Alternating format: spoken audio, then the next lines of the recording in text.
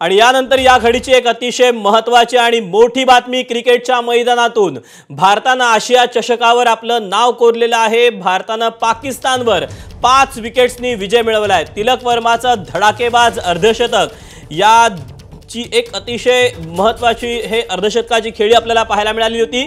तिलक वर्मा आणि शिवम दुबेने धडाकेबाज आणि मोलाची अशी भागीदारी देखील केलेली होती। कुलदीप यादवचा प्रभावी मारा देखील पाहायला मिळालेला होता आणि 30 धावांमध्ये 4 बळी कुलदीप यादवने घेतलेले होते।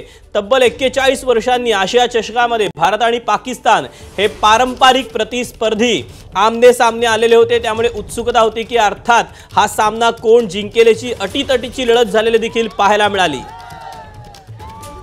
आणि आता सध्या या सगळ्या मॅच बद्दलचं सेलिब्रेशन सुरू झालेलं आहे मुंबईत विविध ठिकाणी। सत्यम सिंग आपल्या सोबत आहे। सत्यम, तू कुठे आणि काय सेलिब्रेशन सुरू आहे?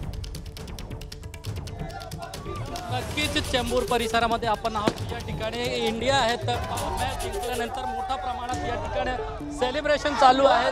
क्रिकेटचे जे चाहते आहेत त्यांच्याकडून आज जल्लोष सुरू आहे। तर खरं तर धाकधूक लागली होती प्रत्येक क्रिकेटचे जे चाहते आहेत त्यांच्याकडे, मात्र आता आपण पाहिलं जिंकल्यानंतर मोठा उत्साह या ठिकाणी पाहायला मिळतो। आपण थेट त्यांच्याकडून सर कसा पाहता एकंदरीत या सामन्याकडे?